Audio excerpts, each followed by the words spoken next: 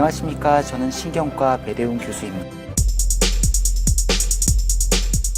진단이 잘 되면 그 다음에 치료죠. 근데 치료가 의사가 다 하는 게 아닙니다. 당연히 환자분과 같이 치료해야 되는 거고요. 환자분들이 알아야 될 게 꽤 많습니다. 그래서 저는 두통의 치료에 대해서 따로 말씀드릴 텐데, 일단 주된 거는 편두통에 대한 치료가 주가 될 것 같습니다. 차례 이렇게 했는데요. 사진만 봐도 답답해 오시는 분들 많으시죠. 곧 있으면 설날이긴 한데, 굉장히 행복한 시간이 되어야 됨에도 불구하고 많은 분들이, 특히 우리나라에서는 아직까지도 집안일이 여성분들이 많이들 하시잖아요. 그래서 굉장히 스트레스를 많이 받아 하십니다. 그래서 차례라는 이름을 이렇게 넣어보긴 했는데요. 이런 강의 내용으로 준비했습니다. 생활습관 교정, 동반한 마음의 병들, 약물 치료, 그리고 시술들, 의료기기, 아직은 아니지만 곧 들어올 대기 중의 신약들에 대해서 전반적으로 말씀드리고 정리해보는 시간도 가져보도록 하겠습니다. 생활습관 교정, 다들 아시는 아주 많은 요인들이 많은 두통을 악화시킵니다. 보시면 이 그림 보시면 어떠세요? 스트레스, 대표적인 두통의 악화인자죠. 요건 뭘 것 같으세요? 이 그림 보시면은 여성분이 엎드려 있고 40년, 500번, 인생의 8분의 1 생리입니다. 인생의 8분의 1이에요. 네. 이런 생리가 편두통의 가장 유명한 대표적 악화인자고, 또 날씨예요. 그리고 금식도 유명한 악화인자 중에 하나입니다.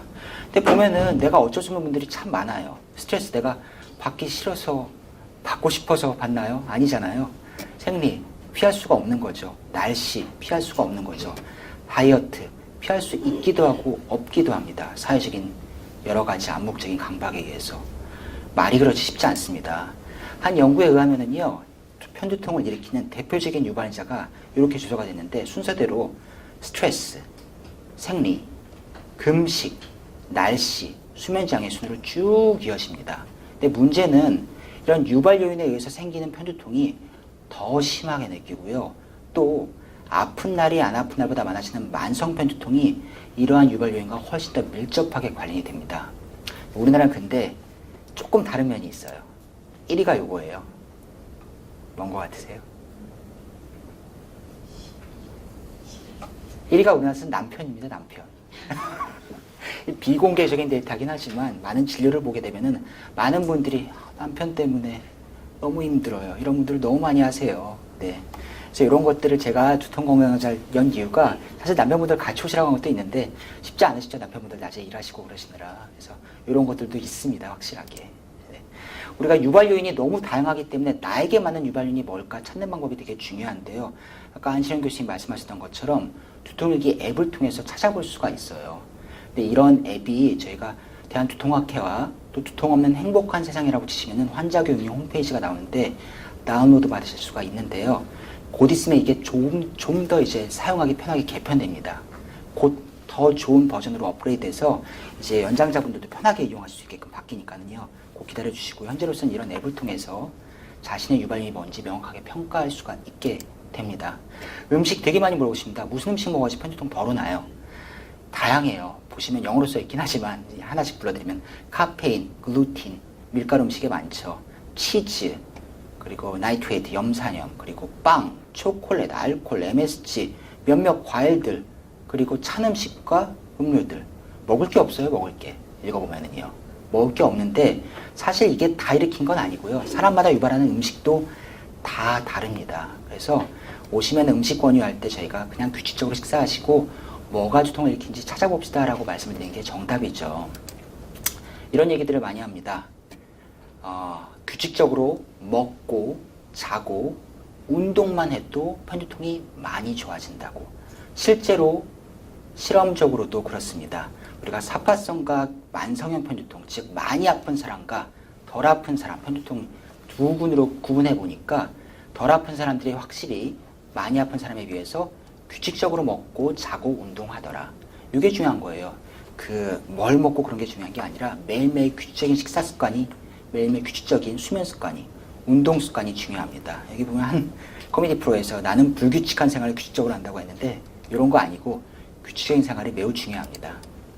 카페인 섭취도 되게 중요한데요. 카페인을 먹으면 편두통이 일시적으로 완화되는 경향성을 보입니다. 그래서 이런 분들이 보통 직장에서 근무하시는 분들이 주중에는 조금 괜찮았는데 주말에 많이 아파하시는 분들이 많거든요. 그런 분들 가만 보면은 주중에 일하시느라 카페인 열심히 커피 드시다가 주말에 커피를 딱 끊는 거예요.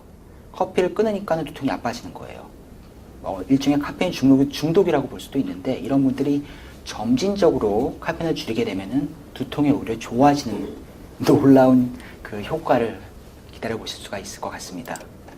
보충제들 되게 많이 물어보십니다. 다른 뭐 먹을 게 있나요? 요즘에 크릴 오일 유행하는데 크릴 오일 먹으면 두통이 좋아지나요? 많이들 얘기하시는데요.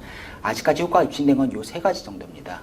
사실은 몇 가지 더 있는데요. 코엔자임 Q10, 마그네슘, 비타민 B2가 효과가 크진 않지만 입증돼 있고 해가 되지 않기 때문에 미국 신경과협회와 그리고 캐나다 두통학회에서 강력하게 권고하고 있습니다. 먹는 거를요. 그래서 뭐 드실 거면은 괜히 비싼 거 사지 마시고요. 이런 거 사세요. 그리고 화랑국화 뭐이도 조금 말이 많은데, 화랑국화는 특정 공정을 거친 소수 제품에서만 연구가 돼서 아직까지 강력하게 좀 말씀드리긴 뭐하고, 뭐이는 몇몇 제품에서 공정상의 위험성 이슈로 조금 재고 중에 있습니다. 그래서 코엔자임 Q10, 마그네슘, 비타민 B2 같은 게 도움이 됩니다. 리보플라빈이라고 합니다. 수면도 되게 중요합니다. 근데 수면 오시면은 나 잠 안 와요. 잠 안 오면 두통이 심해져라고 하면서 수면제 주세요라고 하시는데, 수면제보다 훨씬 효과가 좋고 훨씬 도움이 되는 게 바로 수면위생입니다. 수면위생 7가지를 얘기하는데요. 하나씩 읽어볼게요. 침실 환경을 조용하고 어두우며 편안한 장소로 조성한다. 암막 커튼 같은 거 치시면 도움이 되고요. 확실히 편안한 침구류, 내 몸에 맞는 베개 같은 게 도움이 됩니다. 그리고 매일 정해진 시간에 잠자리에 들고 정해진 시간에 일어나셔야 돼요. 들쭉날쭉 하시면 안 되세요. 그리고 이걸 잘 못하세요. 잠이 안 온다고 멀뚱멀뚱 누워 계십니다. 그게 아니라 잠이 10분 이상 오지 않을 때는 과감하게 침대 밖을 나오십시오. 나오셔서 미등만 켜놓고 졸릴 때까지 잠시 기다렸다가 졸리면 그때 누우세요. 이런 거 우리가 수면의 조건화라고 하는데, 졸릴 때만 자꾸 눕게 되면은 이제 내 몸이 나도 모르게 내 침대는 잠자는 곳이라고 조금씩 인식하기 시작을 합니다. 그리고 낮잠은 안 되고요. 낮잠 자면은 밤에 졸리지 않잖아요. 그리고 시계 강박적으로 확인하지 마시고, 잠자기 전 과식 운동, 특히 스마트폰 사용, TV 시청, TV 보면서 잠듭니다. 이런 것도 정말 안 좋습니다. 술, 담배, 카페인 섭취 피하셔야 됩니다. 또 잠들기 전에 따뜻한 물로 샤워를 하시거나 명상하시거나, 제가 조금 이따 알려드릴 이완체조를 하시는 것들이 도움이 됩니다. 이완체조지 막 운동하라는 뜻이 아니에요. 잠 더 깨세요. 자, 생활습관 바퀴 운동 얼마나 열심히 해야 되나요? 최소한 이 정도를 하라고 얘기합니다. 하루에 40분 이상 주 4회 유산소 운동입니다. 근력 운동 아니에요. 남자분들이 좋아하는 유산소 운동이고요. 40분을 풀로 열심히 하라는 얘기가 아니라 10분은 몸풀기, 20분은 본운동, 10분은 정리산순으로 이렇게 중등도로 얘기하라고 하고 있습니다. 실제로 운동을 하게 되면은요, 항염증 효과가 있고 진통 효과가 있으면서 엔돌핀 분비로 스트레스에도 굉장히 효과가 좋습니다. 그래서 운동이 생활습관 요즘에 되게 중요하다. 참 어렵죠, 근데 이렇게 하기가. 쉽지 않습니다. 자, 체조 알려드릴게요. 체조는 크게 두 가지가 있습니다. 이완 운동과 수축 운동 두 가지가 있는데요. 게시문 한번 따라해 보셔도 좋을 것 같아요. 일단 이완 운동, 근육을 풀어주는 운동이에요. 우리가 앉은 자세에서 할 수 있는 건데요. 다리를 모으시고, 중요한 거는 정면을 보셔야 돼요. 다리를 모으고 정면을 보시고 좌우로 어깨를 교대로 이렇게 내밀도록 해주시면 돼요. 어렵지 않죠? 중요한 거는 정면을 보셔야 돼요. 몸을 이렇게 같이 돌리시면 안 돼요. 다리를 모으고 정면을 보시고 최대한 내 몸이 허락하는 한 크게 흔드시면은 근육이 안 되는데 큰 도움이 됩니다. 서서도 마찬가지예요. 서서 후경근을 늘리는 체조라고 되는데, 마찬가지 중요한 거는 얼굴 정면을 보시고 어깨를 회전시키시는 거죠. 몸이 같이 올라가면 안 돼요. 고개가 같이 돌아가면 안 됩니다. 승모근을 늘리는 체조. 승모근을 이렇게 하시고 정면을 보시고 최대한 관절 범위가 허락하는 한에서 천천히 돌리시면 되는데, 단 어깨 관절 안 좋으신 분들은 조금은 조심하셔야 됩니다. 어르신들 중에 어깨 관절 안 좋으신 분들은 허락하시면 이렇게 천천히 해주시면 되고요. 이제 이완 운동 다른 것들이 이제 저작근, 측두근인데, 측두근은 하고 크게 벌리면서 옆에 있는 씹을 때 단단해지는 근육을 쭉 위로 눌러주세요. 되게 시원해요. 그러니까 얼굴은 좀 모나니가 되지만 효과는 되게 좋습니다. 그리고 누워서 하는 승모근 수축 운동 중에 팔꿈치를 붙이고 위로 올렸다가 쭉 이 자세를 하는 게 있는데, 요거는 핵심 포인트가 팔꿈치를 붙이고 해야 된다. 벌어지지 않게. 여기가 되게 어려워요. 해보시면은요. 생각보다 굉장히 어렵습니다. 그리고 이건 제가 샤워할 때 권유하는, 굉장히 강력하게 권유하는 자세인데요. 반대쪽 귀를 잡고 쭉 잡아당기면서 근육을 이완시키는 건데요. 승모근을 이완시키는 건데 특히 샤워할 때 따뜻한 물 받으시면서 이렇게 따뜻한 물 맞으시면서 하시면 되게 효과가 좋은데요. 주의하실 점은 디스크 있으신 분들은 조금 피하셔야 돼요. 디스크 있으신 분들은요. 없으시다면은 허락 한에서 쭉 잡아당기면서 1분 이상 쭉 두시면은 굉장히 근육이 나른해지고 잠도 잘하고 두통 예방 효과도 큽니다. 아까 얘기했던 게 이제 이완 운동이죠. 이제 수축 운동은요. 이거는요. 운전하시는 분들 운전 잠깐 중간에 신호등 멈추시잖아요. 신호등 멈추실 때 딱 하기 좋아요. 또는 버스 타고 가만히 앉아있을 때. 수축시키는 것도 무조건 수축시키는 게 아니라 등척성, 움직이지 말란 뜻이에요. 움직이지 말고 수축시켜라. 이런 운동. 내 손과 내 머리가 누가 싸우나 해보자 식으로 가만히 버티면서 눌러보는 거죠. 근육을 이렇게 수축시키는 거고 뒤로도 마찬가지예요. 내 손과 머리가 쭉 서로 대항하면서 움직이지 않도록 하시면서 힘을 주시는 거고 옆으로도 마찬가지입니다. 그래서 움직이지 않기 때문에 등척성이라고 하고 수축 운동이기 때문에 수축 운동이라고 합니다. 이런 것들을 이런 1분씩 1시간 간격 하루에 10회 이상 틈날 때마다 하시면 근육이 적절한 수축과 이완을 반복하면서 두통 예방 효과가 굉장히 좋습니다. 그리고 평상시 때 바른 자세 유지는 뭐 두말할 나이도 없죠. 이런 자세로 요즘에 많이들 공부들 하시잖아요. 근데 생각보다 다들 몸이 앞으로 튀어나와 계세요. 특히 요즘 스마트폰 보급되고 일 늦게까지 하시고 사무직, TV 보시고 하시면서 어깨가 이렇게 나와 있거든요. 정상적으로는 이 귓볼이요. 어깨선 중앙 뒤쪽으로 넘어가야 돼요. 근데 이런 분들 별로 없으세요.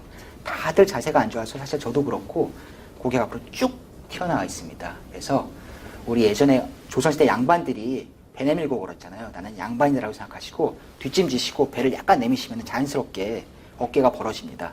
배를 내밀란 뜻이 아니에요. 어깨를 벌린 상태로 고개가 정면을 응시하고 뒤로 수축되도록 뒤로 이렇게 퇴보되시도록 하시면은 바른 자세 유지하는 데 되게 도움이 됩니다. 이제 이런 체조들, 자세들 말고도 이제 편두통 환자들 또는 긴장두통 환자들 많은 분들이 마음의 병들이 되게 많습니다. 되게 많습니다. 하지만 너무 잘못된 일에만 신경 쓰지 마시고 되돌릴 방법이 있습니다. 많은 분들이 우울감과 불안감을 호소하시는데 우리나라에서 연구에서도 편두통 환자의 약 17에서 37%가 우울증, 우울감이나 우울증, 병적인 걸 얘기하죠. 가지고 있고 23에서 31%가 불안증을 지니고 있을 정도로 많은 두통 환자들이 너무 힘드니까 우울, 불안감이 생깁니다. 그리고 만성화될수록 이런 것들이 심해지고 심한 두통의 강도가 심할수록 우울과 불안증도 같이 동반되기 마련입니다. 디 아더스라는 영화 보셨나요? 혹시? 좀 옛날 영화긴 한데 제가 이게 내용을 스포일러가 될까봐 조금 꺼려지기도 하지만 어쨌건 말씀드리면은 이게 편두통 환자에 얼마나 편집증적이고 얼마나 심리적으로 힘든지를 보여주는 영화거든요. 결론이 뭐냐면은 너무 힘들어서 애들이 소리 지른다고 애들을 베개로 이렇게 막았다가 모르고 실수로 애들을 죽인 영화예요. 안 일어날 것 같죠? 일어날 수 있는 일이에요. 얼마나 편두통이 힘들면은 그 애들 소리 지르는 것 때문에 두통 심해진다고 애들을 실수로 이렇게 베개를 눌렀다가 애들을 죽였겠어요. 이 영화 나올 때 반응이 우리나라와 외국이 달랐습니다. 우리나라 반응은 너무 말도 안 되는 전개 이런 게 어디 있어? 그 당시 때 외국에서는 놀랍도록 현실적이다. 이게 외국과 우리나라의 편두통을 보는 관점의 차이인 거예요. 네, 그만큼 힘든 병인 거죠. 영국에서도 마찬가지입니다. 편두통 환자들이 주요 우울장애, 단순한 우울감이 아니라 심각한 우울증이 2배에서 13배까지 잘 생기더라. 양극성 장애, 기분이 들락날락. 아주 좋았다, 아주 나빴다. 들락날락. 2.9에서 7.3배까지 심해지더라. 불안장애 2.7배가 더 많더라. 공황장애 3에서 5배가 많더라. 범불안장애 3.9에서 5.3배가 많더라. 광장공포증 2.4배가 많더라. 사회공포증 3.4배가 많더라. 자살 시도 4.3배가 많더라. 자살 생각 1.79에서 2.4배가 많더라. 이렇게 많은 분들이 많은 우울, 불안감 때문에 힘들어 하십니다. 이런 말을 제가 좋아하는데요. 상처 주지 않으려고 침묵했더니 너무 많은 상처가 내게 쌓여있더라. 우리나라의 구조적인 특성 때문인데요. 의사소통이 잘 안 되시는 경우가 많으세요. 특히 가족 구성원들이 서로 긴밀하게 얘기를 해주면 참 좋을 텐데 서로 공감을 잘 못 사면서 난 아픈데 난 힘든데 서로 이해하지 못하면서 이런 것들이 더 쌓이는 것 같습니다. 그래서 오늘부터라도 집에 가셔서 야, 힘든 거 좀 적극적으로 얘기하시고 서로 논의하신다면은 조금 더 도움이 되지 않을까 싶습니다. 다음은 약물치료입니다. 약물치료 의사가 결정하는 거죠. 사실은요. 하지만 환자분도 알아야 될 게 있는데요. 예방적인 약물 치료가 생각보다 굉장히 중요합니다. 안 아파도 먹는 약이죠. 안 아파도. 왜 이게 중요하냐면요. 나중에 결국 두통이 두통을 몰고 오거든요. 두통 때문에 스트레스 받아서 스트레스로 또 두통 오고. 이런 고를 끊기 위해서 예방적인 약물 치료를 적극적으로 권고하는데요. 기준상 이럴 경우에 먹으라고 하고 있습니다. 예를 들어서 한 달에 4일 이상 심하게 아파요. 일상생활 못할 것 같아요. 꼭 예방적인 약물 치료를 고려하시라고 돼 있고, 심하지 않다 하더라도 빈도가 한 달에 8일 이상 아파요라고 하시면은 예방약을 드시라고 합니다. 근데 이게 우리나라에서는 두통을 각종 숨기려고 하시거든요. 그래서 내가 많이 아프진 않고 그냥 머리가 맑지 않은 날만 한 달에 매일이에요. 매일 아픈 거예요. 왜 그러냐면 이분들이 예방약 먹고 두통이 거치고 나면 아, 이런 게 머리가 안 아픈 느낌이었네요. 난 별로 안 아픈 줄 알았지. 이렇게 얘기하시거든요. 즉 머리가 맑지 않은 날을 포함해서 경미하더라도 두통 일수가 8일 이상 되면 예방적인 약물 치료를 강력하게 권고를 드리게 됩니다. 또 다른 이유는 자꾸 아프다고 진통제를 주워 먹다 보면은 약물 과형 두통이 생기기 때문인데, 이 약 들어보신 분 있으세요 혹시? 유명한 약들입니다. 정통편, 거통편, 뇌신, 요즘엔 좀 없어졌지만 명랑, 판피린, 개보린. 아프면 효과 좋습니다. 대신 매일 먹다 보면은 나중에는 이 약 효과가 사라지게 되고 안 먹으면 머리가 아픈 약물 과형 두통이 생깁니다. 그래서 이러한 약물 과형 두통을 미리 막기 위해서 매일 먹는 중독의 우려가 없는 예방약을 드시라고 권고드리는 겁니다. 하지만 예방약이 맞는 아니고 이런 다양한 부작용이 있습니다. 근데 이거 잠깐 보여드릴 건데요. 긍정적인 사고. 사실 부작용보다 장점이 더 많거든요. 사람마다 맞는 약이 다 달라요. 잘 고르시면 전문의 상담하에 맞는 약을 효과적으로 고르실 수가 있습니다. 너무 부작용 초점 두지 마시고 장점을 보시면 훨씬 더 마음이 여유롭게 약을 고르는데 여유가 생기십니다. 군발 두통은 치료가 조금 다릅니다. 극심한 두통인데 산소 치료가 굉장히 효과가 좋고요. 그 이외에 다른 스테로이드 주사나 약물들이 있어서 효과적으로 지옥 같은 두통에서 벗어날 수 있게 도와주고요. 산소 치료, 이게 참 어려운데 제가 한 말씀만 드리자면은, 우리가 OECD 국가에서 상위 선진국이잖아요. 대부분의 나라에서 군발 두통에서 산소 치료가 건강보험 급여화돼 있어요. 우리나라 빼고요. 우리나라 빼고입니다. 여러 가지 이유가 있는데요. 산소통을 집에 두면 위험하지 않냐 등등등 많은 우려가 있는데 사실 약간은 창피한 일입니다. 우리나라만 급여화되고 있지 않아서 그 비싼 응급실 돈 내고 응급실 와서 산소 치료해야 돼요. 이건 여러분들도 조금 이제 국민청원이나 많이 신경 써주시면 우리 의료진도 노력하고 있지만 도움이 되실 수 있을 것 같습니다. 정말 심하게 아프거든요. 겪어보지 않으면 몰라요. 네. 다음 시술 말씀드리겠습니다. 시술이요, 생각보다 종류가 많습니다. 신경과 전문의들이 하던 많은 시술이 있는데요. 첫 번째로 말씀드릴 게 편두통 보톡스 치료입니다. 이거는 사실 개발된 지 얼마 되지 않았어요. 98년도에 미국 베버리힐스에 있는 유명한 성형외과 의사가 우연하게 발견한 거예요. 내 환자들이 미용 목적으로 보톡스를 많이 하는데 이상하게 그분들이 보톡스를 맞고 나서 두통이 없다고 하네. 왜 그렇지? 자문을 구해서 신경과에서 열심히 연구를 해봤더니 만성편 두통에서 보톡스 효과가 있었던 게 뒤늦게 밝혀진 거죠. 현재로서는 그 위상이 얼마나 많이 올라갔냐면은 미국에서 FDA 승인한 만성 편두통 치료에서 유일하게 안정성과 유효성이 입증된 치료입니다. 그리고 강력한 권고 수준, 높은 근거 수준, 강력하게 권유들이 있고 효과도 좋다라고 얘기하는 유일한 치료법이에요. 유일한 예방 치료법입니다. 지구가 안 아파요. 조금만 불편하면 써놨는데 사실 약간 따끔따끔합니다. 맞으실 때. 하지만 조금만 불편하면은 편두통이 안 오실 수가 있습니다. 그래서 맞는 군데가 좀 많아요. 31군데. 이마, 옆머리, 뒷머리 맞고, 이 사진 보면 어떻게 이런 거 어떻게 하시는데 정말 조금만 불편하시면은 두통이 많이들 가라앉습니다. 단 처음부터 효과 있는 건 아니에요. 처음부터 효과 있는 건 아니고요. 3달 간격으로 5번을 실시하게 됩니다. 두통이 점진적으로 쭉 줄어들죠. 두통 일수가 3달 간격으로 띄엄띄엄 하게 되는 거예요. 그리고 또 이거 맞는다고 바로 안 좋아져요. 받고 가서 나 오늘부터 안 아파, 그런 게 아니라 예방치료입니다. 예방치료고 전반적으로 50%에서는 첫 시술만으로 효과를 조금 느끼지만 본격적으로는 80%가량이 두 번째, 세 번째 시술에 효과를 느끼고, 이것도 만능은 아닌 게 그래도 20%에서는 효과가 미약하다고 얘기를 합니다. 3세판이라고 하죠. 3번까지 해보는 걸 권유드리고 3번까지도 효과 없으면은 효과가 없다라고 저희도 말씀을 드립니다. 이런 걸 대략적으로 둘해서 절반의 환자에서 두 번째 시술만의 두통이 반으로 줍니다라고 우리가 설명을 드립니다.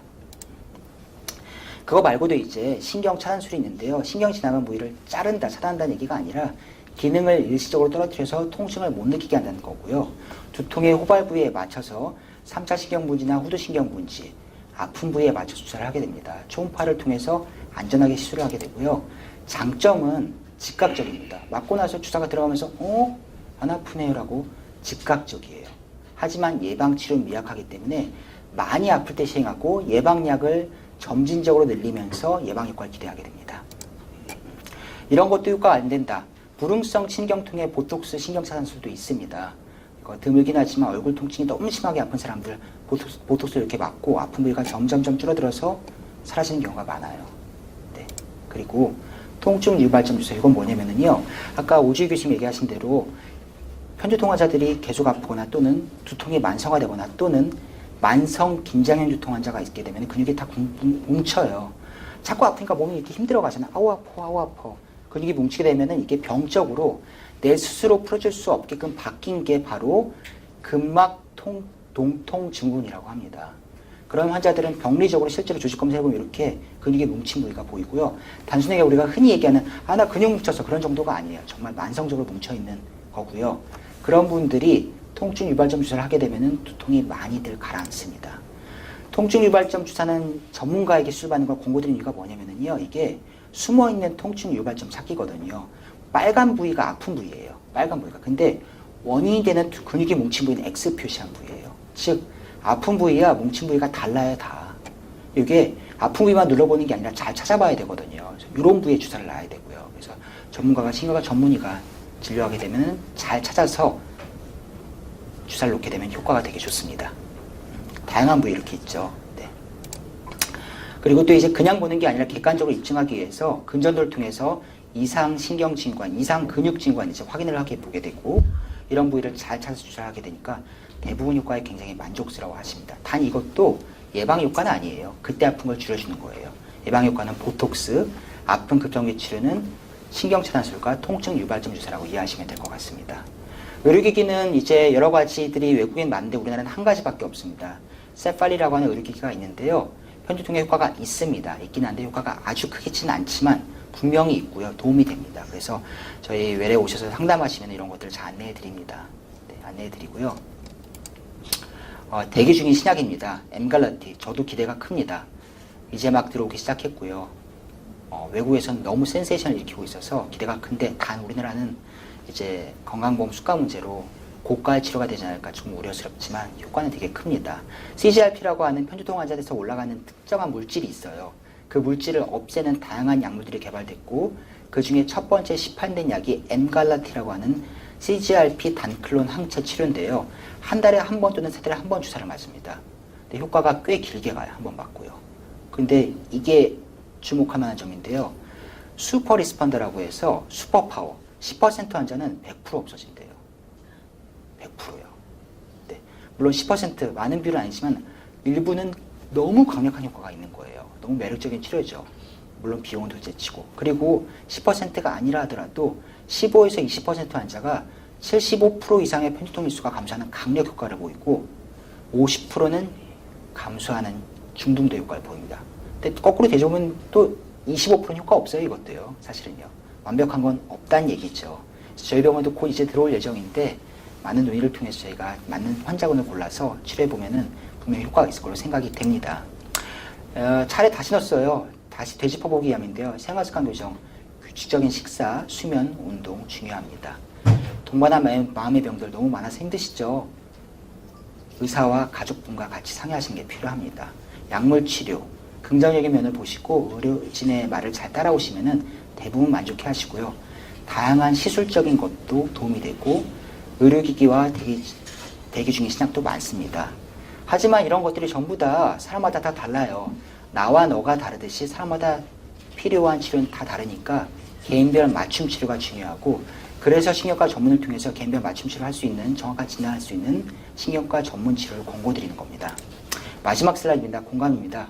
가족 간의 공감도 필요하지만 의료진과 환자의 공감도 중요합니다. 오늘 여기서 들을 수 있는 내용들 조금 많이 미흡하기도 했지만 주변에 가서 많이 전파하시고 편두통, 그 이외의 기타 두통은 신경과에서 보는 병이다.